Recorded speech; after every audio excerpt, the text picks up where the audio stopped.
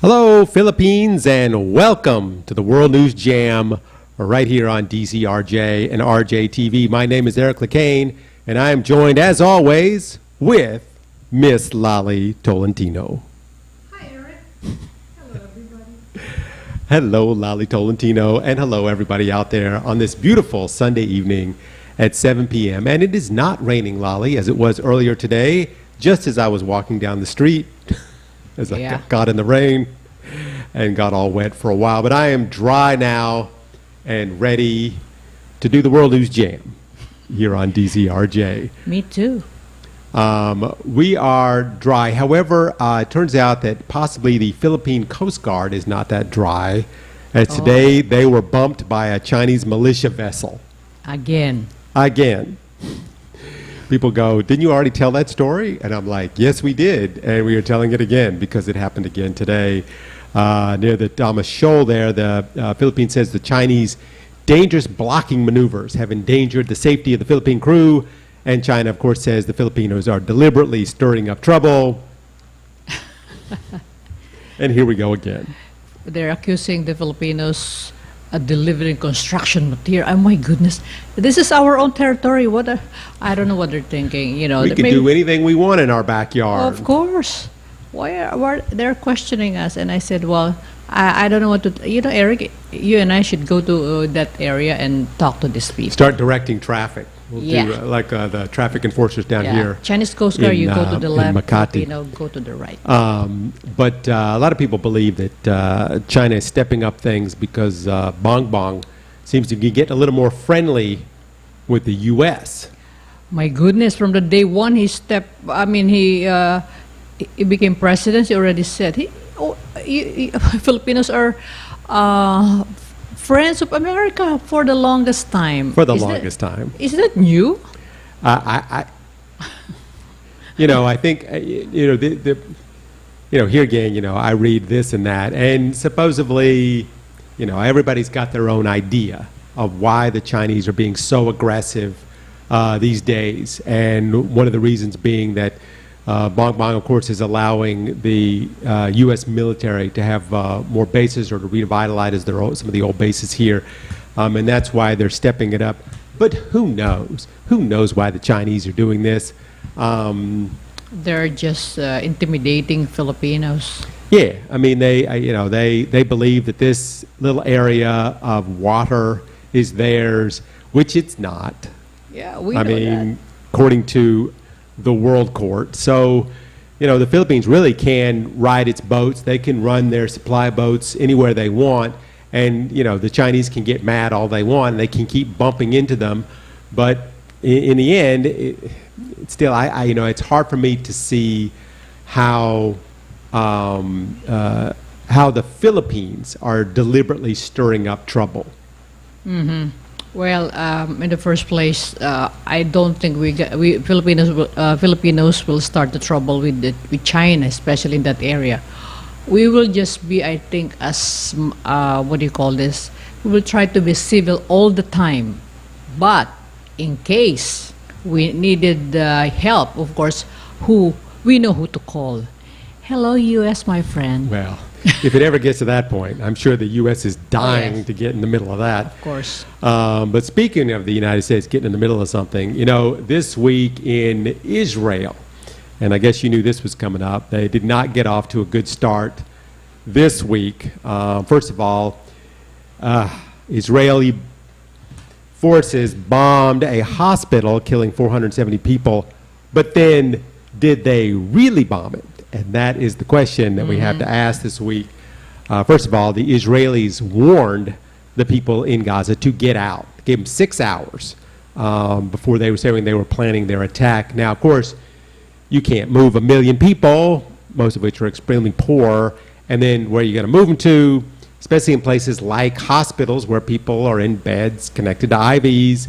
It takes time, resources to move people from hospitals, most of which were badly injured anyway from a lot of the missile attacks that are going on there. Well, at about 7 p.m. on Tuesday, just after most of them had dinner, many in the hospital were just resting peacefully when a missile hit the ground. At first, if you watch this video, now I watched, I think, 4 different angles of this video. You see this small explosion, and then you see a much larger explosion, and the hospital then is completely engulfed in a massive fireball. Most of the people in the hospital had no warning, and they were killed instantly. Israelis are saying they have a policy not to bomb hospitals, yet they were sending missiles into Gaza at that time. But if you look at the video, of the missile that hit the hospital, it seems to be coming from the other side. It looks like it's flying through the air, and then it diverts its path and then goes toward the hospital. But after the experts analyzed all the different videos, there's a lot of different videos of this thing, it seems the missile coming from Gaza was completely destroyed by the Israeli anti-aircraft system.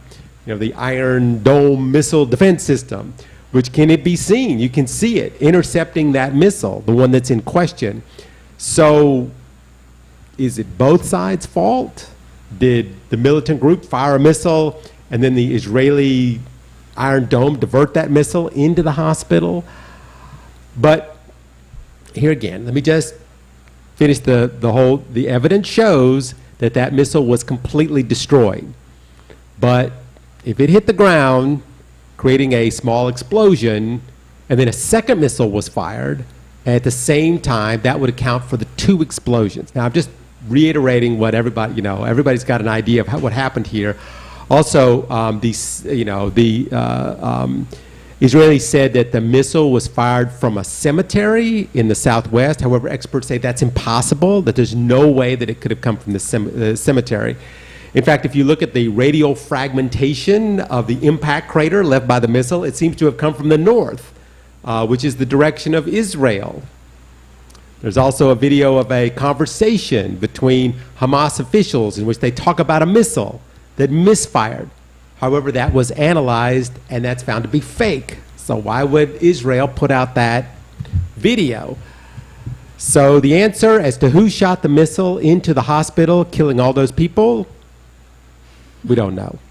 We don't know yet, although the IDF spokesperson says they were like denying it at the beginning because they said it came from the other side, which is I think they're accusing I forgot the term that they use for that group.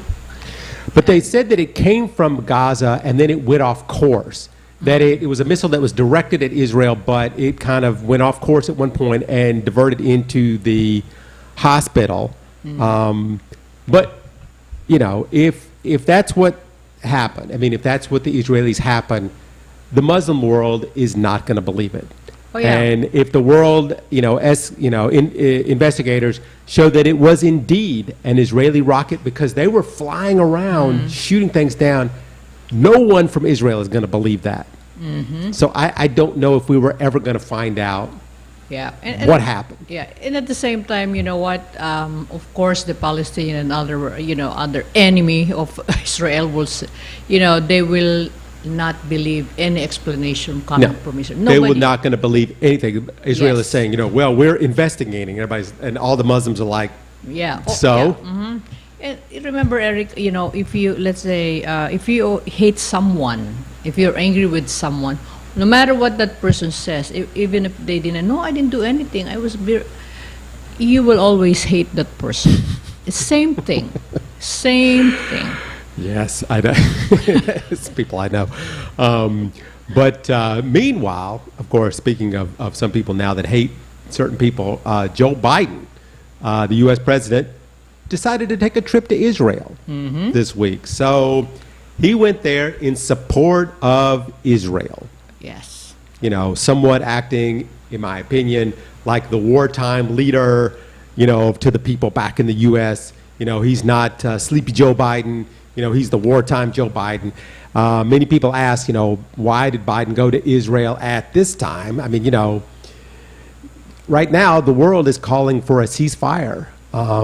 There are so many deaths in this new war of civilians. And many people right now are trapped in the middle. They can't run. They can't hide. They're stuck.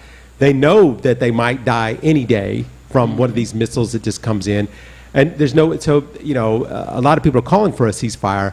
And this trip from Joe Biden could very well inflame many parts of the Muslim world because it looks like the U.S. is picking a side, which it kind of is.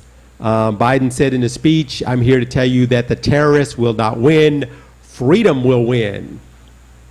Words that play very well with American voters, especially after we saw the pictures of babies killed in the initial attack by in Israel by Hamas. If we remember, 1,300 Israelis lost their lives in the initial surprise attack, but since then, Israel has killed nearly 4,000 Palestinians, many of them children. So, should Joe Biden be there now? Well, you know what? Since the U.S., made a promise to visit, or this is like, because Israel is an ally of United States. Of course, if you are my friend Eric, are you not going to, to come and rescue me? Right? It's just the same thing again.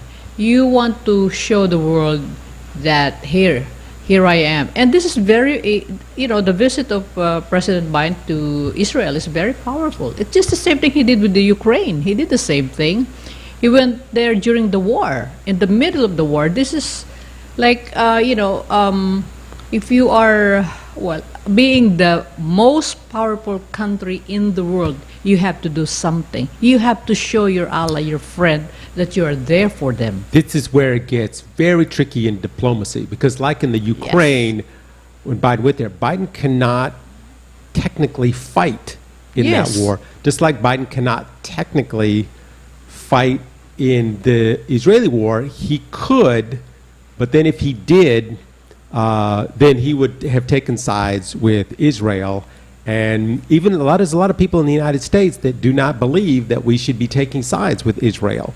Currently, as of now, the United States has sent several warships into the region to deter other groups from taking advantage of this situation, such as Iran and Lebanon, who might want to enter the battle, gang up on Israel. And because everybody knows that Israel is going to defeat Hamas. I mean, they just, they possess far more military technology, far more firepower than Hamas ever will. But that's going to be one of the big questions is, should that be the purpose that Israel has to take out Hamas, take out their ability to fight without removing the political movement and without removing the hatred of the Israelis by the Palestinians, which is what the problem's been from the start. And right now, the region, Israel is looking a lot like Russia to the Palestinians, and Palestine is looking a lot like the Ukraine, even though the opposite actually may be true. If Israel goes in and completely obliterates the people of Gaza, what will happen? Where does that leave Israel? Where does that leave the United States? Where does that leave the U.S. president in this particular thing? Because this is very, he came to Israel in support of the government. He did not come to Israel to support stopping the war. In fact, the U.S. vetoed the UN resolution just this week that called for a humanitarian pause in the war to stop civilians from being killed. Well, in the first place, this is just my personal theory about this, because initially it was the Hamas, right, who started it. They started it. Yeah, they started it. And Israelis are just retaliating. Well, but now, from their point of view, they didn't start it. From their point of view, Israel has always been the one to start it. Israel has been the one that's been killing Palestinian children for decades. Okay. That's their view. Yeah, it's their view, and that's why it is like retaliating from their side. It will be, it will be like coming back and forth. You did that to us, we'll do that, to you also. So it will be like that. So yeah, they knew, Hamas knew, hey, if we go in and we do this, and they targeted civilians, they targeted schools, and they knew if they came in to do this, that Israel was going to, just completely bomb the crap out of Gaza, which they are doing right now. They are flying their jets over every single day. Like I said, it's been, a couple days they've been doing this now? 4,000 people are dead. How many Hamas of that 4,000 are dead? We don't know. Probably not many. Yeah. It's mostly, and now you have the U.S. president going there, which I don't disagree with, as an endorsement of Israel attacking Gaza.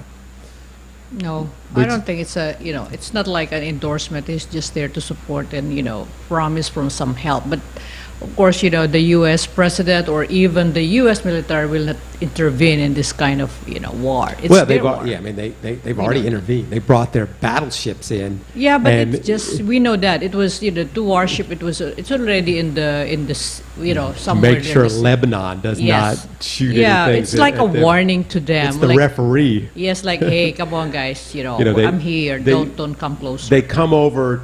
And it looks like, like I said, the word endorsement, I guess, is a strong word, but it looks like, obviously they are supporting Israel in this thing. And some experts have come out and said that Israel is currently violating international law, that Israel is currently, it's called crimes against humanity in Gaza. And that basically they're calling it genocide against the Palestinian people. That it's what they are saying, experts are saying, like, it's apartheid. But in, the Middle East.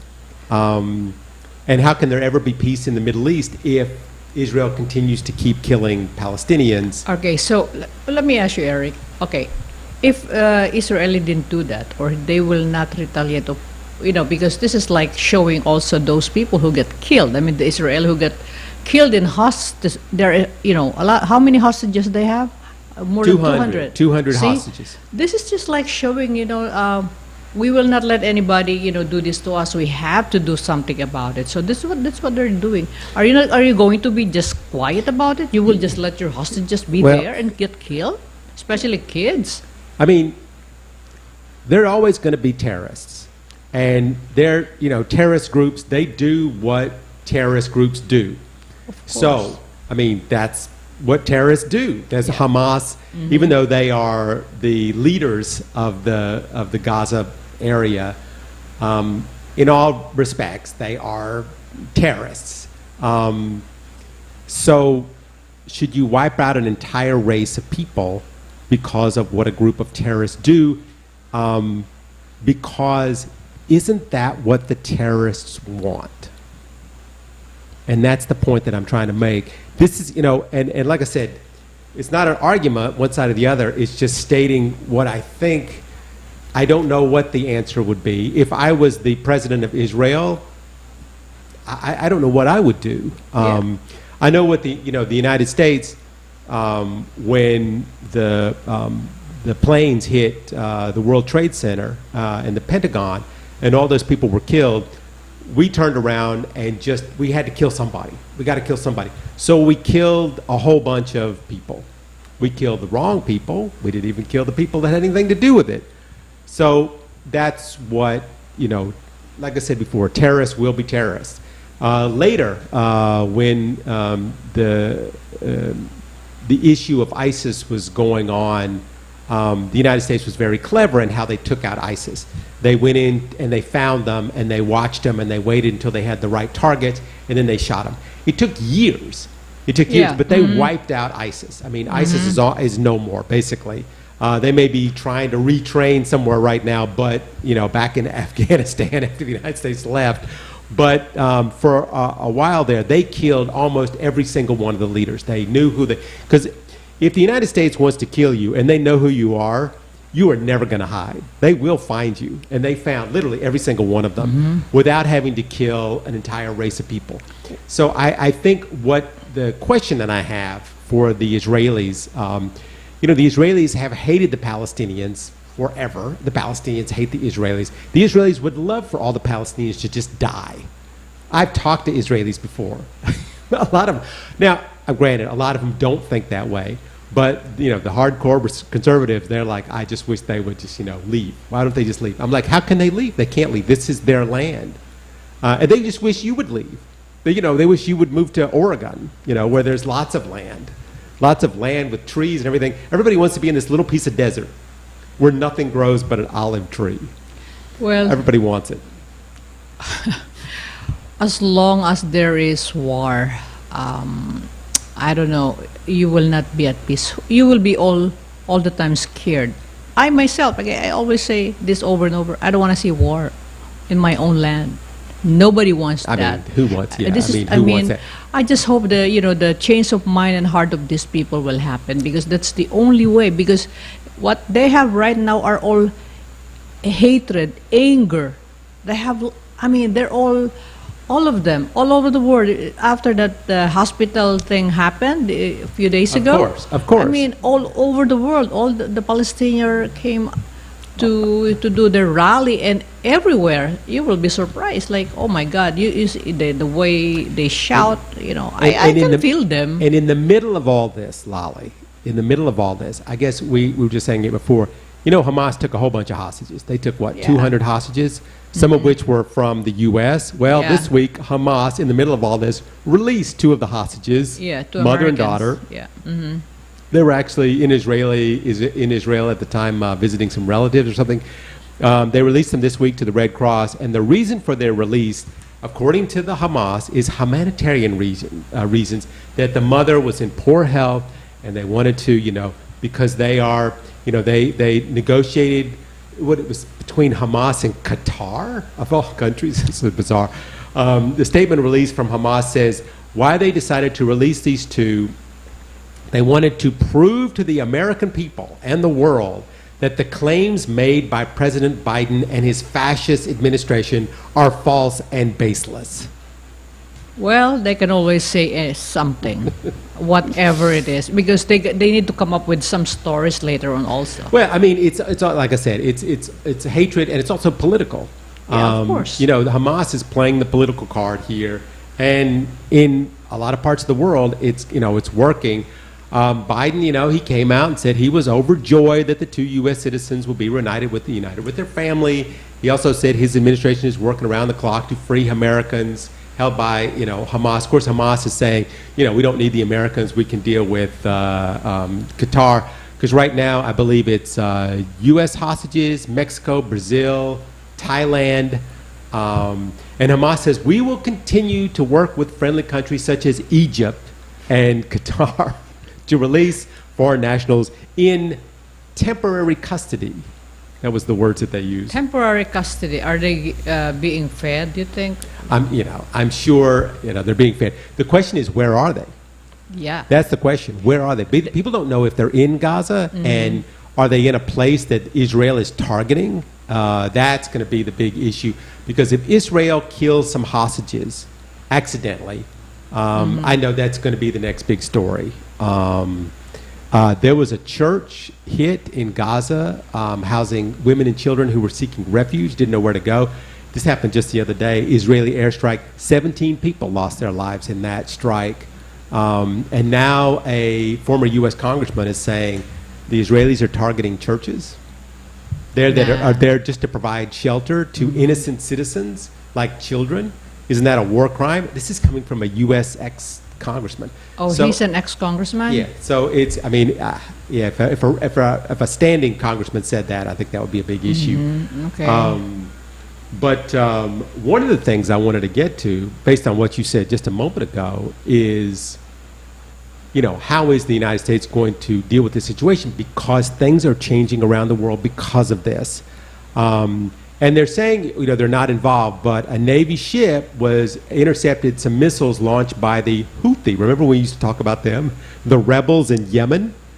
So, and then in Syria, just this past week, 2 American bases came under fire. Iraq, drones and rockets were fired at U.S. forces this week. All this stuff all of a sudden is starting to happen. So you think that this has nothing to do with what's going on in Gaza, and it's not a response to Joe Biden taking a trip to support the Israelis? I think that, and the fact that the United States has deployed 2 aircraft carriers to the Eastern Mediterranean to try to deter, Iran and Syria and Hezbollah. Hezbollah's back in this. all these other people trying to take opportunities to take shots at Israel now. And they say now that the United States is currently consulting with the Israeli War Cabinet, and people are asking questions like, what is that about? And they are, right now, as we know, they are airlifting ammunition and military equipment to help the Israelis in their efforts against Hamas. So right now, Lolly, the U.S. is starting to get attacked around the world because of some of the things that they are currently doing.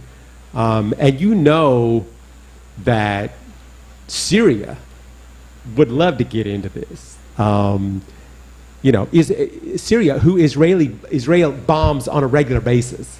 Mm-hmm. So you know that they're like looking for opportunities to get into, you know, they recently bombed, you know, their airports to stop the Iranians from flying in weapons into Syria. So, you know, there's so many moving parts of this thing. And what about Iran? You know, the U.S. has been starving that country to death with its sanctions. You know, the U.S. made a deal with Iran, then pulled the rug out from under them. They are still seething about that. So they have stepped up their weaponry to supplying to Syria and other anti-American forces in Iraq. So who do you think is supplying the weapons to Hezbollah right now, and the Houthis in Yemen, and the Islamic Jihad? And of course, who's supplying Hamas? All their friends. Find out who are their friends, and they're the one helping. It's Iraq. Yeah, it's helping each other. Yeah, it's Iraq. Yeah, of course. You know, the United States assassinated, you know, Iran's highest-ranking commander. You know, I think that, in my opinion, here again, that Iran would love to see the United States side with Israel. Because it gives them just a reason. It gives them the reason that they need. So, and people think, well, the U.S. military. I know, I've thought this too. It's the U.S. military. You know, who would want to fight against the U.S. military? I mean, U.S. military will just wipe them out. Well, they didn't wipe out Afghanistan, did they? Yeah. So I mean, you know what? If I were them, don't provoke the United States, because I know, we know, what America is capable of. You know, we know what America is capable of. However, we thought we knew what Russia was capable of. Mm-hmm. And look what happened in Ukraine. It's still going on. I mean, we fought in Afghanistan for how many decades and never could get a good handle on that country. And eventually we just gave up and took off. Actually, I hope there will be somebody will just whisper to all of the leaders, those people, to tell them, okay, why, guys, let's not join the war. Let's just be at peace. I think it's going to be the Martians. When the Martians come down and take over the world. Maybe we'll invite all the ETs, to talk to these people. And let's stop this war. I don't know why, nobody will win in this war, and people will die. And we will not see them anymore. What if the victim will be a relative? So it will be. Yeah, I mean the issue being, like I said, it starts out as Hamas running, jumping over the fence, shooting a bunch of schools up, taking a bunch of hostages, and running back to Gaza. And then Israel flies their planes over Gaza, accidentally bombs a hospital, or who knows who bombed that hospital. So now Egypt is like, well, we're going to get involved, so we're going to help them to shoot them because the United States is giving them weapons. Well, the United States is like, well, we're going to move our aircraft carriers in. And then Hezbollah says, well, wait a minute, we can't just stand on the sidelines, we got to help these guys. So, and now all of a sudden, Russia gets involved and China gets involved. Here's the kind of thing, these tiny little things that get started. So let's just, here again, we said it before, terrorists do what terrorists do. And this is exactly what they would want to happen. Well, I hope this thing will stop because, in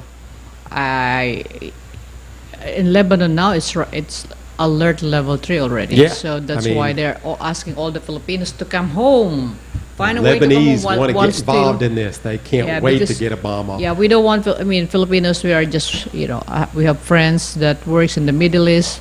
You better come home and enjoy your Christmas here.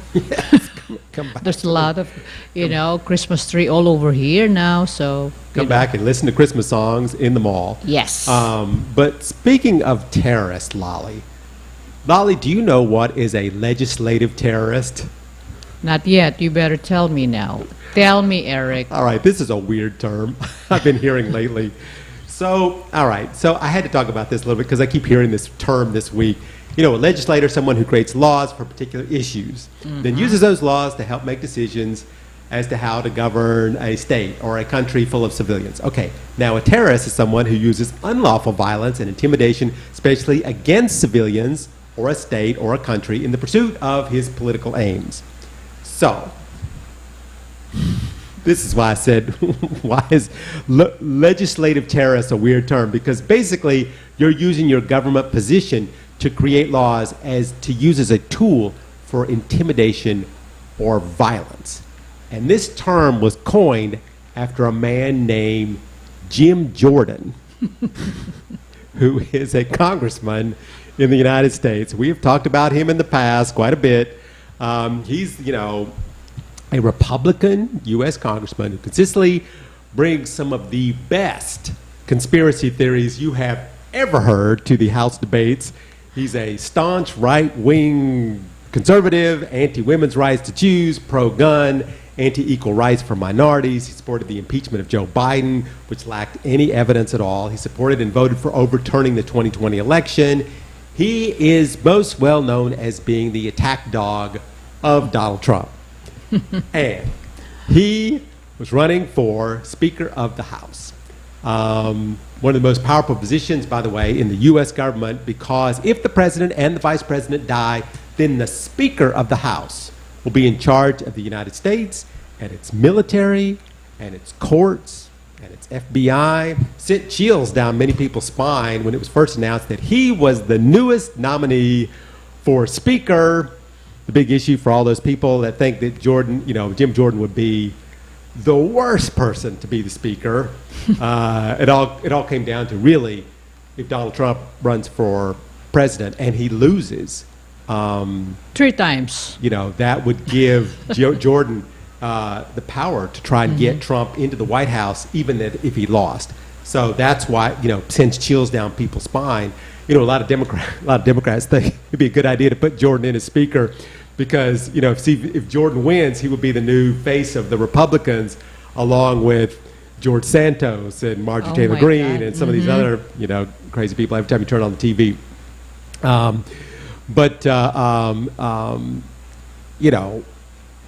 What did I say before? This could be the pancake that Democrats would use to flip it back to their side. Yeah. But so what happened this week? Anyway, let's get to so the Republicans had a vote behind closed doors to vote if Jim Jordan would be the next Speaker of the House for the U.S. Congress. It was done by secret ballot because Trump could very well tweet out who voted against Jordan, which these days can put you in a lot of danger. Yeah. In the first vote, Jordan did not get the 217 needed to clinch the speakership. So he did the same thing that McCarthy did before. He just keep trying and trying again, try to negotiate with Republicans, get more votes. But here's where the word legislative terrorist comes into play, because he threatened and bullied other Republican members of the House, trying to get them to vote for him. He played it like, his master, Mr. Trump, who consistently threatens the GOP members, making sure that anybody that crosses him is given first a nickname and then eventually is booted out of office by his followers, voting them out. But Jordan tried it, and it just didn't have the power that Trump has, and it backfired. So when they had the second election, he got less votes than he did in the first one.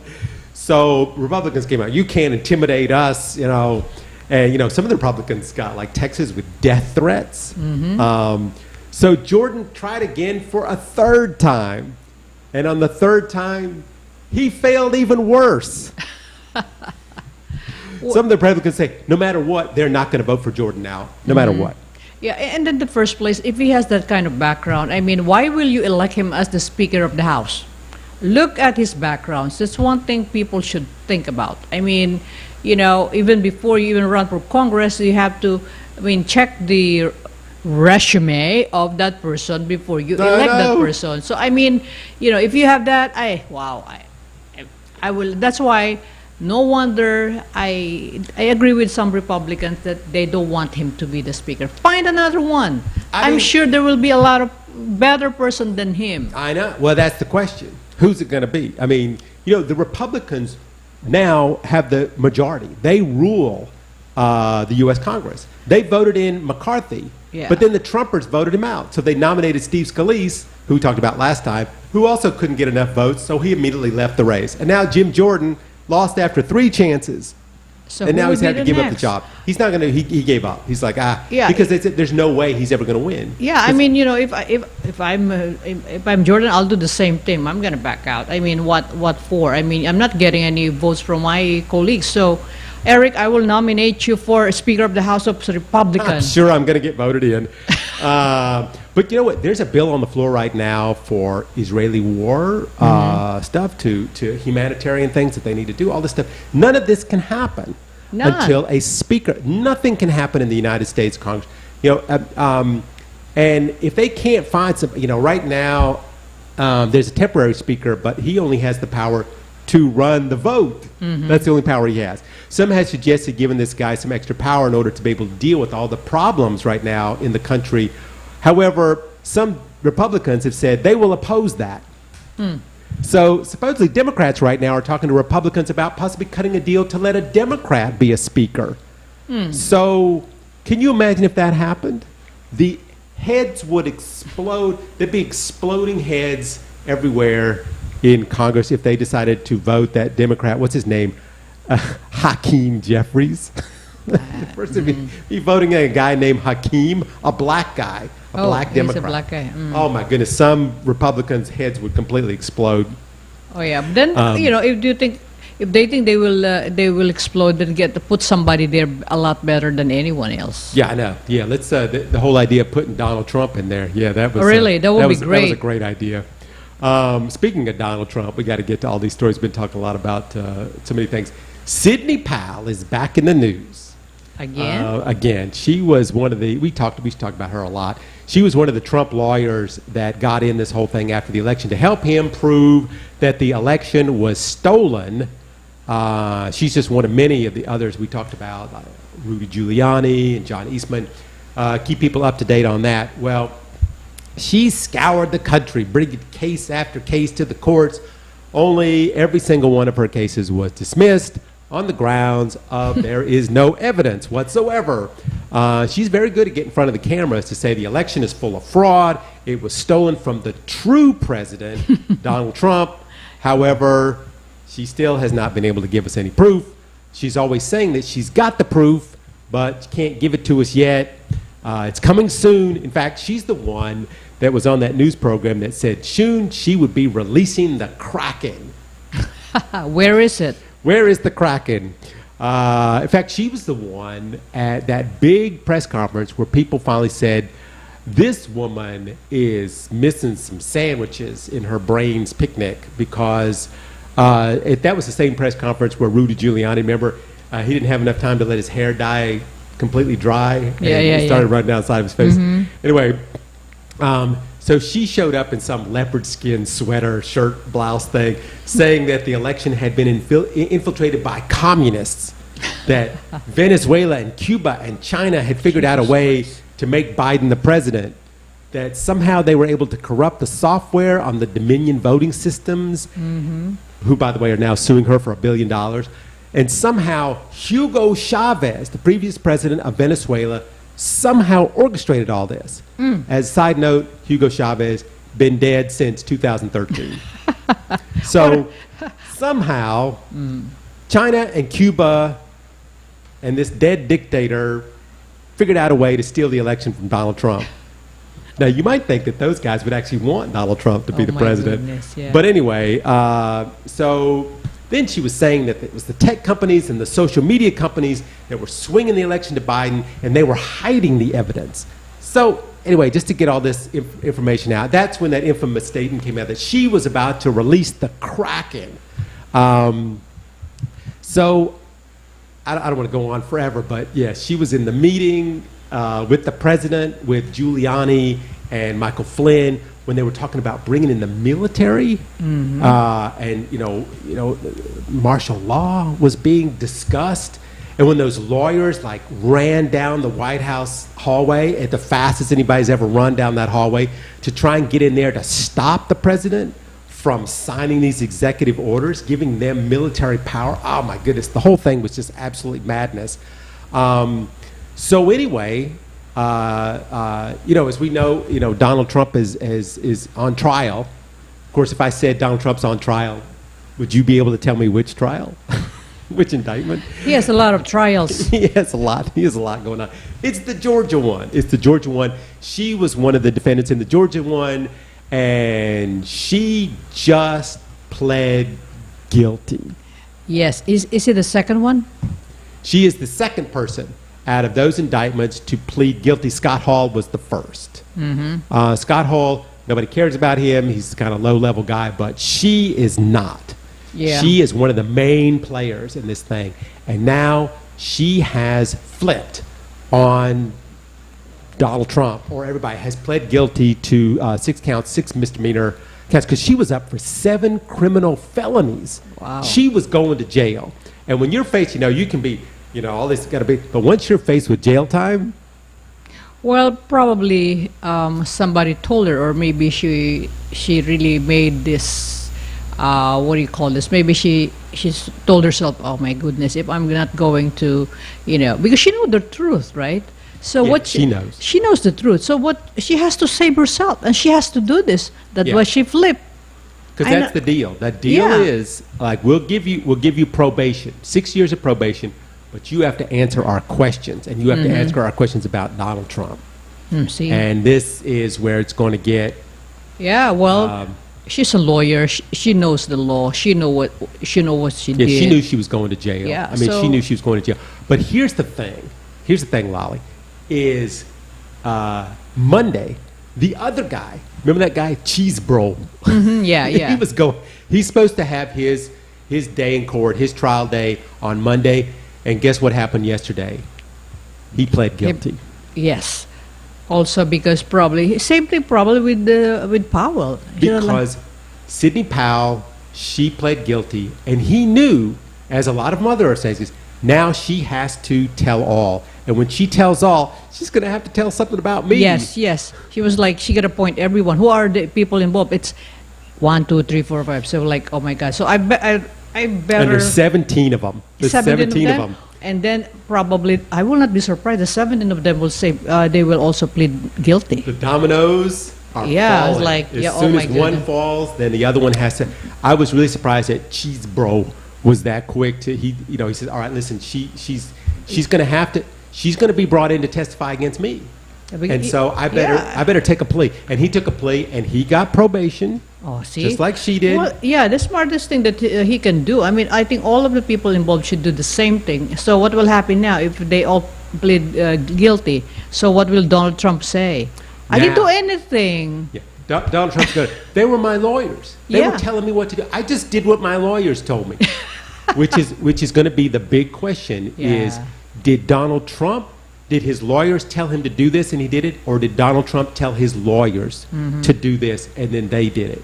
And that's going to be the big question that they're going to ask in court as these court proceedings start to spill out. When she went into that voting system and had those people, like this team, come in and get information off that voting system, that is illegal. Who told her to do that? And she says that she was not the one who came up with that idea. Somebody gave it to her. Who?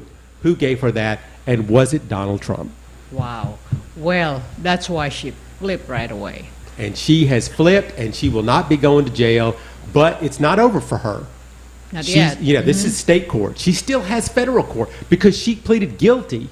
So now that she's guilty, now the federal people are like, hey, well, she's guilty.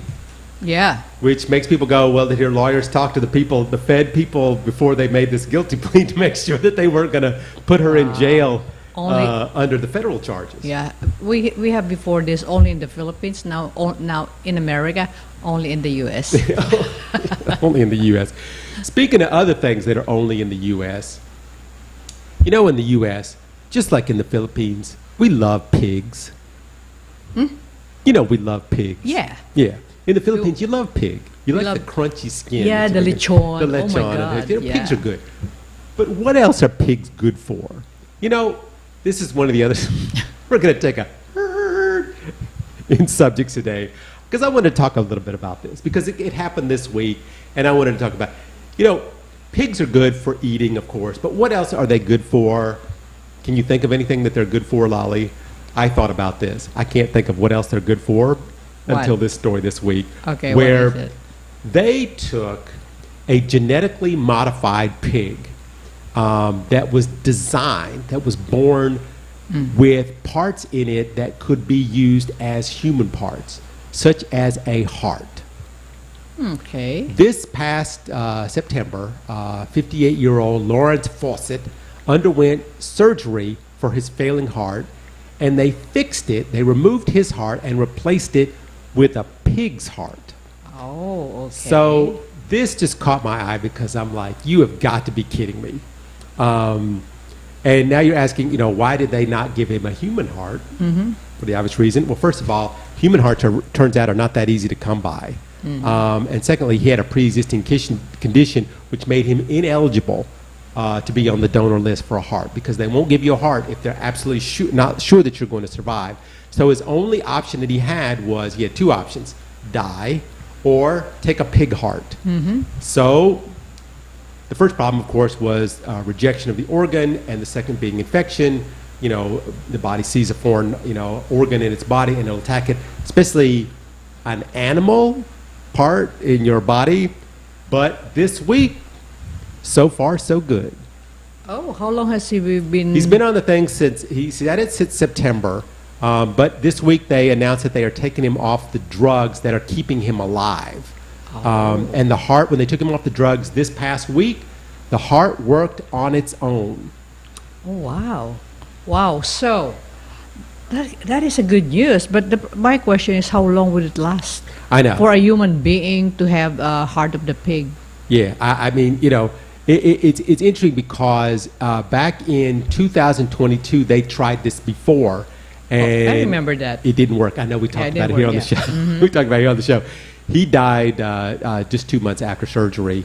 There was actually a virus in the pig heart okay. that they didn't detect. But they were saying that 17 people die every single day in the United States waiting for a heart. If they could figure this out, they said that the pig has 10 genes, and they edit, including 3 genes removed that they do to inactivate something called alpha-gal sugar in the pig's blood cells, which causes the human body to reject it. And they fix all these things. They change these genes in the heart to fit a human. But before the pig is even born, and then the pig is born, and then they, raise the pig just for this. Okay. Well, I just. Yeah, everything is probably, they're making a lot of experiment in human being and as well as animals. So, yeah, why not? If there is some possibility that, heart of the pig can be used to human or maybe other animals as well. I mean, for me, I'm open to that. What if I need a heart surgery or whatever, and if, they said, oh, Lolly, you need to change your heart. Okay, give me a pig's heart. The first pig man. Lolly, speaking about health, because we're near the end of the show, so I just wanted to bring this up because I saw this article I just want to talk about because I knew you would love to talk about this. Okay. I go to the grocery store and I love to get healthy food. I'm trying to do the best I can to live as healthy as I can. I read this article today about stuff that is in the grocery store that we buy because we think it's healthy, but it's not. Okay. And I wanted to, as part of our health segment here, to talk a little bit about this because it says, first on the list, something I buy all the time, juice. It says juice that is, contains rich amounts of fruits and vegetables, vitamin C, and antioxidants. However, most of those things are full of liquid sugar. I didn't know this. Yeah, well, I know that. That's why I stopped taking juice. If I want to treat myself, I will have a sip.